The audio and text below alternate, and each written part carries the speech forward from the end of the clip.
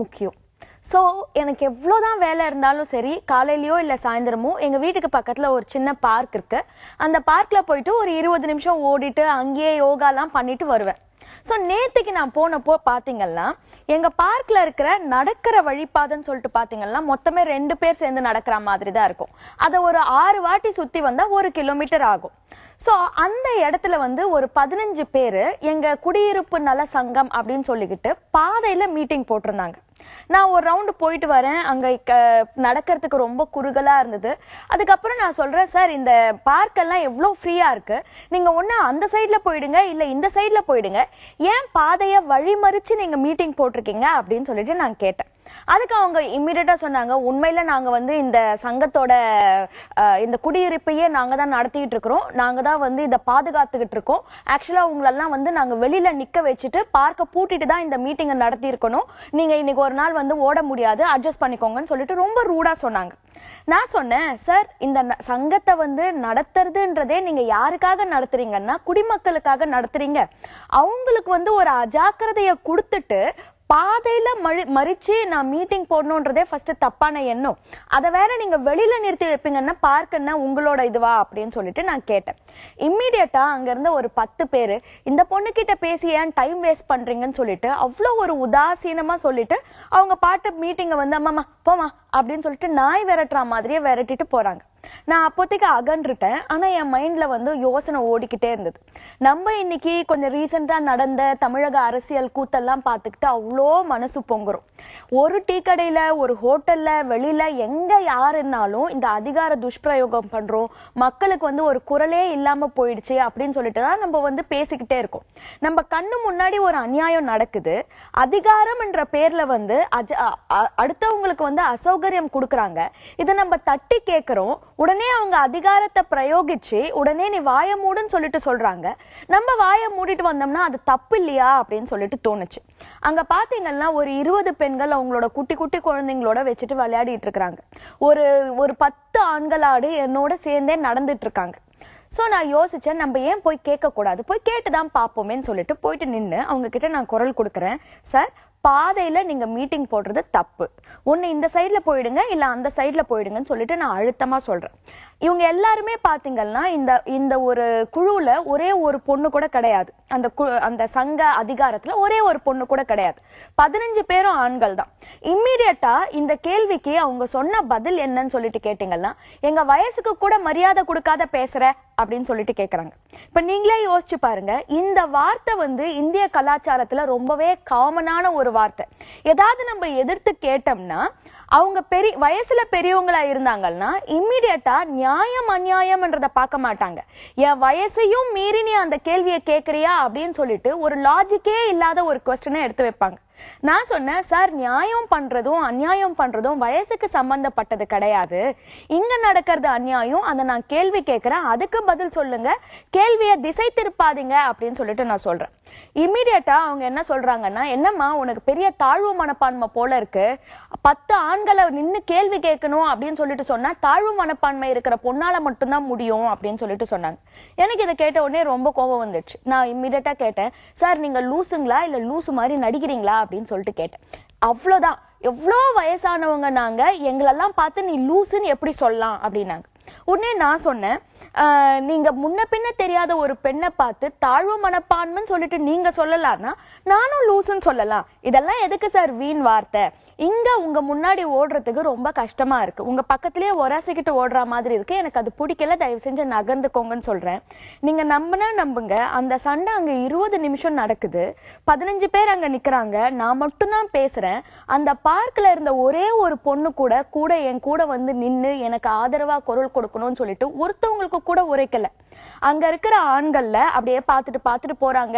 இது யாருக்கோ நடக்கிற பிரச்சனைன்னு சொல்லிட்டு பார்த்துட்டு இருக்காங்க. அட, இது நம்ம பார்க்கு, ஒரு அம்மா நம்மளுக்காக குரல் கொடுக்குறாங்க, நம்மளும் சேர்ந்து குரல் கொடுக்கலாம் அப்படின்ற ஒரு எண்ணமே இல்லை. ஆனா எல்லாரோட கவனமும் யார்கிட்ட இருக்குன்னா இந்த பார்க்ல நான் பேசிட்டு இருக்கிறது இந்த சண்டை மேலதான் கவனம் இருக்கு. ஒருத்தவங்க கூட ஆதரவா வரல, குறிப்பா அந்த பெண்கள் வரவே இல்லை. நான் ஒரு பாயிண்ட்ல குரலை ரொம்ப உயர்த்தி சொன்னேன், நான் இப்ப கம்ப்ளைண்ட் பண்றேன், நீங்க எங்க சொல்றீங்களோ சரி நான் கம்ப்ளைண்ட் பண்றேன். அது மாவட்ட ஆட்சியரா இருக்கட்டும், ஆணையரா இருக்கட்டும், இல்ல கமிஷனரா இருக்கட்டும், இல்ல வட்டாரத்துறையா இருக்கட்டும், எங்க இருந்தாலும் நான் போறதுக்கு ரெடியா இருக்கேன், இருங்க போன் போடுறேன்னு சொல்லிட்டு நான் போலீஸ்ன்னு சொல்லிட்டு சொன்ன உடனே அங்க இருக்கிற பெண்கள்ல ஒருத்தவங்க கூட இல்ல. டக்குன்னு குழந்தைங்களை எடுத்தாங்க, கடகடகடன் வெளியில போயிட்டே இருக்காங்க. எனக்கு என்ன கேள்வி அப்படின்னு சொல்லிட்டு சொன்னா, ஏன் அந்த பெண்கள் தைரியமா ஒருத்தவங்க குரல் கொடுக்கறப்போ கூட நின்னு ஏன் குரல் கொடுக்கல? அவங்களுக்கும் அசௌகரியம் ஆகுது. அதுக்கப்புறம் சாயந்தரம் நான் வீட்டுக்கு வரேன், எங்க வீட்டுக்கு பக்கத்துலயே இருக்கிறாங்க ஒருத்தவங்க. அவங்க சொல்றாங்க, கீர்த்தனியா டெய்லி இந்த பார்க்ல பிரச்சனை அதனாலதான் நான் நடக்கிறதுக்கே வரதில்லை அப்படின்னு சொல்லிட்டு சொல்றாங்க. பிரச்சனைய கண்டு நம்ம ஒதுங்க இந்த நாடு சீரழியாம பின்ன வேற எப்படி இருக்கும்? இது நம்ம இந்த மாதிரியான ஒரு மனநிலையில இருக்கிறதுனாலதான் எல்லா வகையிலுமே நம்ம அடக்கி ஆளப்பட்டு இருக்கிறோம். இந்திய நாட்டளவுல பாத்தீங்கன்னா நம்ம ஜனங்களே அடக்கி ஆளப்பட்டு இருக்கிறோம்.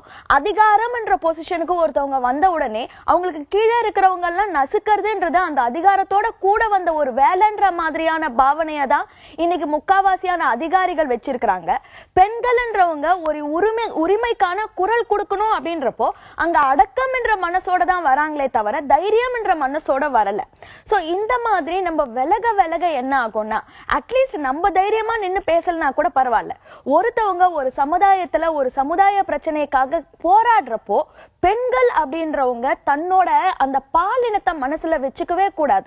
ஒருத்தவங்களா நின்று பேசினா பவர் கிடையாது, நம்ம போயிட்டு பவரை கூட சேர்ந்து கொடுக்கலாம்னு சொல்லிட்டு உங்க ஏரியால இருக்கிற சின்ன சின்ன பிரச்சனைகளுக்கு நீங்க முன்னாடி நின்னீங்கன்னா தான் நம்மளோட எதிர்காலத்தை நம்ம குழந்தைங்களுக்கு நம்ம பாதுகாக்க முடியுமே தவிர, நம்ம விலகி போக போக நம்ம கிட்ட இருக்கிற எல்லா உரிமைகளுமே பறிக்க தான் படும். இன்னைக்கு நம்ம குழந்தைங்களோட கல்வி உரிமை பறிக்கப்பட்டிருக்கு. அது உங்களுக்கு எத்தனை பேருக்கு தெரியுதுன்றது எனக்கு தெரியல.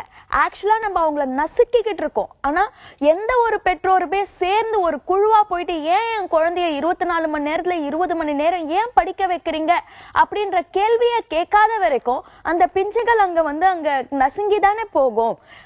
இன்னைக்கு நான் உங்ககிட்ட சொல்றது ஒன்னே ஒண்ணுதான்.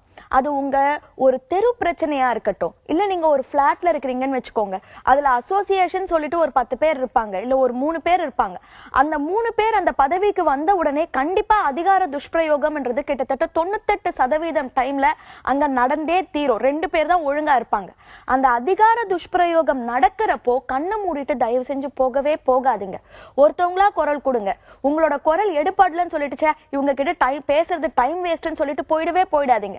அன்னைக்கு எனக்கு 5 நிமிஷம் தான் ஆயிருக்கும் நான் டிசைட் பண்றதுக்கு, இவங்க கிட்ட எவ்வளவு பேசினாலும் இவங்க கேட்க மாட்டாங்கன்னு சொல்லிட்டு நகர்ந்து போறதுக்கு எனக்கு 5 நிமிஷம் தான் ஆயிருக்கும். ஆனா நான் யோசிச்சேன், இப்படி இப்போ இம்மீடியட்டா எனக்கு ரிசல்ட் வராம இருக்கலாம், ஆனா அட்லீஸ்ட் நான் கொடுக்குற பிரச்சனையில அடுத்த மீட்டிங் போடுறப்போ இந்த பாதையில இப்படி மறிக்க கூடாதுன்ற எண்ணம் இவங்களுக்கெல்லாம் வரும் அப்படின்றதுக்காக என் தொண்டை தண்ணி போக ஒரு அரை மணி நேரம் நான் கத்திட்டு தான் வந்தேன்.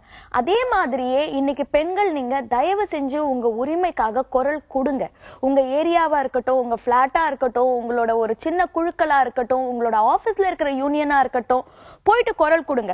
அந்த டைம்ல மத்த பெண்கள் உங்களோட சேர்ந்து பேசாம இருந்தாங்கன்னா வழியில நிறுத்தி வச்சு கேளுங்க, நான் பேசுறேன்ல என்னோட சேர்ந்து பேசுங்கன்னு சொல்லிட்டு எங்கேயாவது அவங்கள மறைமுகமாவது அவங்கள உங்க கூட குரல் கொடுக்கறதுக்கு ட்ரெயின் பண்ணுங்க அவங்கள.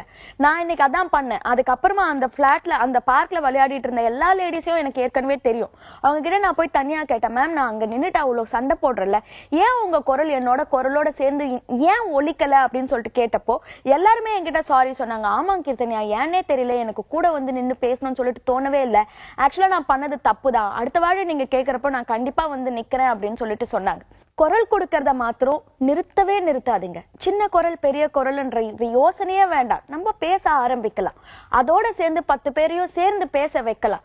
இன்னைக்கு இல்லைன்னா நாளைக்கு நம்மளுக்கு கண்டிப்பா ரிசல்ட் வரும். நம்மளோட தலைமை பண்புகளும் நல்ல பெரிய அளவுல வளரும்ன்றதுல சந்தேகமே கிடையாது. So good luck to all of you. நாளைக்கு உங்களை திரும்பவும் சந்திக்கிறேன்.